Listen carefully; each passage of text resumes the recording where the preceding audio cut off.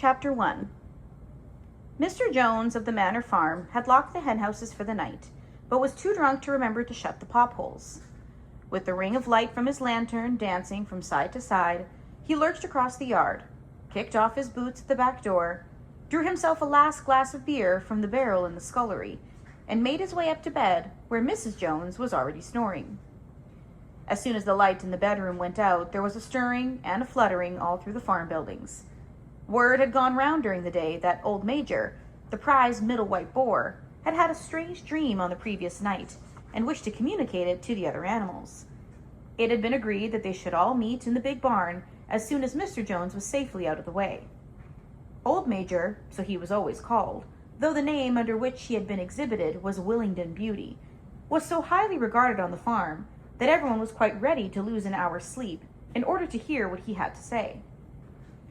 At one end of the big barn, on a sort of raised platform, Major was already ensconced on his bed of straw, under a lantern which hung from a beam. He was 12 years old and had lately grown rather stout, but he was still a majestic-looking pig, with a wise and benevolent appearance, in spite of the fact that his tushes had never been cut. Before long, the other animals began to arrive and make themselves comfortable after their different fashions. First came the 3 dogs, Bluebell, Jessie, and Pincher, and then the pigs, who settled down in the straw immediately in front of the platform. The hens perched themselves on the windowsills, the pigeons fluttered up to the rafters, the sheep and cows lay down behind the pigs and began to chew the cud. The 2 cart horses, Boxer and Clover, came in together, walking very slowly and setting down their vast hairy hoofs with great care, lest there should be some small animal concealed in the straw. Clover was a stout, motherly mare approaching middle life, who had never quite got her figure back after her 4th foal. Boxer was an enormous beast, nearly 18 hands high and as strong as 2 ordinary horses put together. A white stripe down his nose gave him a somewhat stupid appearance, and in fact he was not of the first-rate intelligence, but he was universally respected for his steadiness of character and tremendous powers of work. After the horses came Muriel, the white goat, and Benjamin, the donkey. Benjamin was the oldest animal on the farm, and the worst tempered. He seldom talked, and when he did, it was usually to make some cynical remark. For instance, he would say that God had given him a tail to keep the flies off, but that he would sooner have had no tail and no flies. Alone among the animals on the farm, he never laughed. If asked why, he would say that he saw nothing to laugh at. Nevertheless, without openly admitting it, he was devoted to Boxer. The 2 of them usually spent their Sundays together in the small paddock beyond the orchard, grazing side by side and never speaking. The 2 horses had just lain down when a brood of ducklings, which had lost their mother, filed into the barn, cheeping feebly and wandering from side to side to find some place where they would not be trodden on. Clover made a sort of wall around them with her great foreleg, and the ducklings nestled down inside it and promptly fell asleep. At the last moment, Molly, the foolish, pretty white mare who drew Mr. Jones's trap, came mincing daintily in, chewing at a lump of sugar. She took a place near the front and began flirting her white mane, hoping to draw attention to the red ribbons that were plaited with. Last of all came the cat, who looked round, as usual, for the warmest place, and finally she squeezed herself in between Boxer and Clover. There she purred contentedly throughout Major's speech, without listening to a word of what he was saying. All of the animals were now present except Moses, the tame raven, who slept on a perch behind the back door. When Major saw that they had all made themselves comfortable and were waiting attentively, he cleared his throat and began.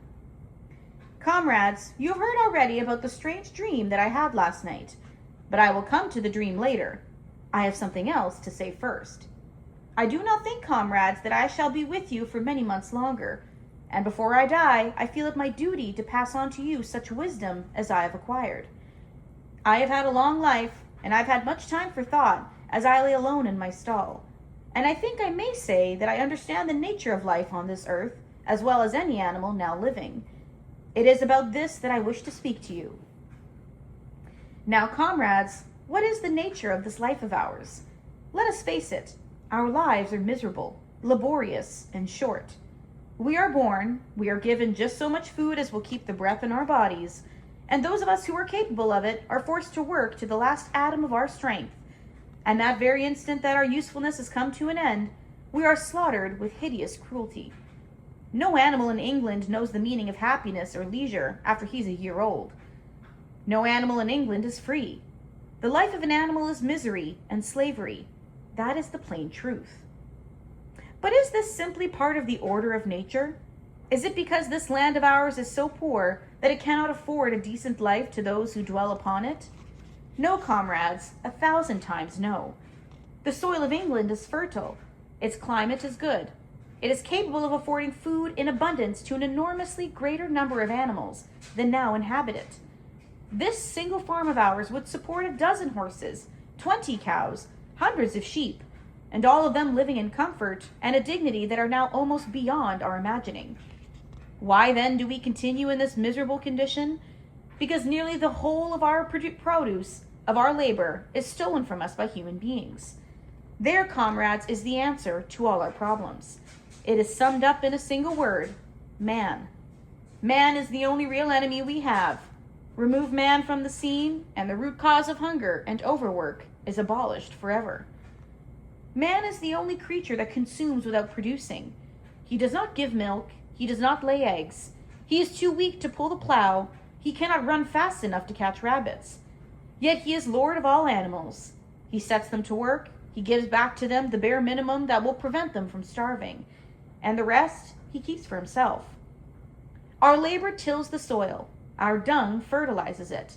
And yet there is not one of us that owns more than his bare skin.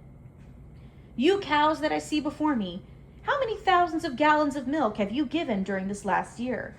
And what has happened to that milk, which should have been breeding up sturdy calves? Every drop of it has gone down the throats of our enemies. And you hens, how many eggs have you laid in this last year? And how many of those eggs ever hatched into chickens? The rest have all gone to the market to bring in money for Jones and his men. And you, Clover, where are those 4 foals you bore? Who should have been the support and pleasure of your old age? Each was sold at a year old. You will never see one of them again. In return for your 4 confinements and all your labor in the fields, what have you ever had except your bare rations and a stall? And even the miserable lives we lead are not allowed to reach their natural span. For myself, I do not grumble, for I am one of the lucky ones. I am 12 years old and have had over 400 children. Such is the natural life of a pig. But no animal escapes the cruel knife in the end. You young porkers who are sitting in front of me, every one of you will scream your lives out at the block within a year. To that horror we must all come. Cows, pigs, hens, sheep, everyone. Even the horses and the dogs have no better fate.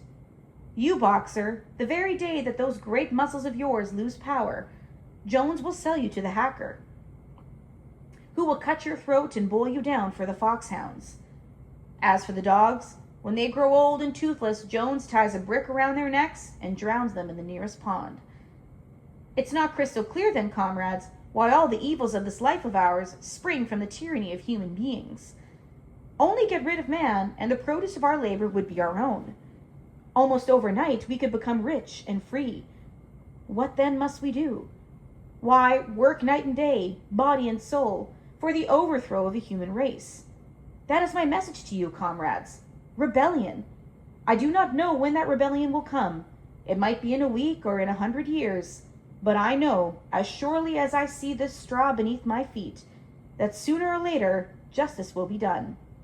Fix your eyes on that, comrades, throughout the short remainder of your lives. And above all, pass on this message of mine to those who come after you, so that future generations shall carry on the struggle until it is victorious. And remember, comrades, your resolution must never falter. No argument must lead you astray. Never listen when they tell you that man and the animals have a common interest, that the prosperity of the one is the prosperity of the others. It is all lies. Man serves the interests of no creature except himself. And among us animals, let there be perfect unity, perfect comradeship in the struggle. All men are enemies. All animals are comrades. At this moment, there was a tremendous uproar. While Major was speaking, 4 large rats had crept out of their holes and were sitting on their hindquarters. listening to him. The dogs had suddenly caught sight of them, and it was only by a swift dash for their holes that the rats saved their lives. Major raised his trotter for silence. "Comrades," he said, "here is a point that must be settled. The wild creatures, such as rats and rabbits, as they are our friends, or are they our enemies? Let us put it to the vote. I propose this question to the meeting. Are rats comrades?" The vote was taken at once, and it was agreed by an overwhelming majority that rats were indeed comrades. There were only 4 dissentients, the 3 dogs and the cat, who was afterwards discovered to have voted on both sides. Major then continued. "I have little more to say. I merely repeat, remember always your duty of enmity towards man and all his ways. Whatever goes upon 2 legs is an enemy. Whatever goes upon 4 legs or has wings is a friend. And remember also that in fighting against man, we must not come to resemble him. Even when you have conquered him, do not adopt his vices. No animal must ever live in a house, or sleep in a bed, or wear clothes, or drink alcohol, or smoke tobacco, or touch money, or engage in trade. All habits of man are evil, and above all, no animal must ever tyrannize over his own kind. Weak or strong, clever or simple, we are all brothers. No animal must ever kill any other animal. All animals are equal. And now, comrades, I will tell you about my dream of last night. I cannot describe that dream to you. It was a dream of the earth as it will be when man has vanished. But it reminded me of something that I've long forgotten. Many years ago, when I was a little pig, my mother and the other sows used to sing an old song of which they knew only the tune and the first 3 words. I had known that tune in my infancy, but it had long passed out of my mind. Last night, however, it came back to me in my dream. And what is more, the words of the song also came back. Words, I am certain, which were sung by the animals of long ago, and have been lost to memory for generations. I will sing you that song now, comrades. I am old and my voice is hoarse, but when I have taught you to tune, you can sing it better for yourselves. It is called The Beasts of England. Old Major cleared his throat and began to sing. As he had said, his voice was hoarse, but he sang well enough, and it was a stirring tune, something between Clementine and La Cucaracha. The words rang. Beasts of England, beasts of Ireland, beasts of every land and clime, hearken to my joyful tidings of the golden future time. Soon or late, the day is coming, tyrant man shall be o'erthrown, and the fruitful fields of England shall be trod by beasts alone. Rings shall vanish from our noses, and the harness from our back. Bit and spur shall rust forever, cruel whips no more shall crack. Riches more than mind can picture, wheat and barley, oats and hay, clover, beans, and mango wurzels shall be ours upon that day. Bright will shine the fields of England, pure shall its waters be. Sweeter yet shall blow its breezes on the day that sets us free. For that day we all must labor, though we die before it break. Cows and horses, geese and turkeys, all must toil for freedom's sake. Beasts of England, beasts of Ireland, beasts of every land and clime, hearken well and spread my tidings of the golden future time. The singing of the song threw the animals into a wild excitement. Almost before Major had reached the end, they had begun singing it for themselves. Even the stupidest of them had already picked up the tune and a few of the words, and as for the clever ones, such as the pigs and the dogs, they'd had the entire song by heart within a few minutes. And then, after a few preliminary tries, the whole farm burst out into the Beasts of England in tremendous unison. The cows lowed it, the dogs whined it, the sheep bleated it, the horses whinnied it, the ducks quacked it. They were so delighted with the song that they sang it right through 5 times in succession, and might have continued singing it all night if they had not been interrupted. Unfortunately, the uproar awoke Mr. Jones, who sprang up out of bed, making sure that there was no fox in the yard.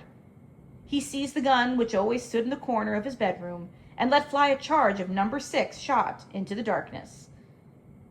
The pellets buried themselves in the wall of the barn, and the meeting broke it up hurriedly. Everyone fled to his own sleeping place. The birds jumped onto their perches, the animals settled down in the straw, and the whole farm was asleep in a moment.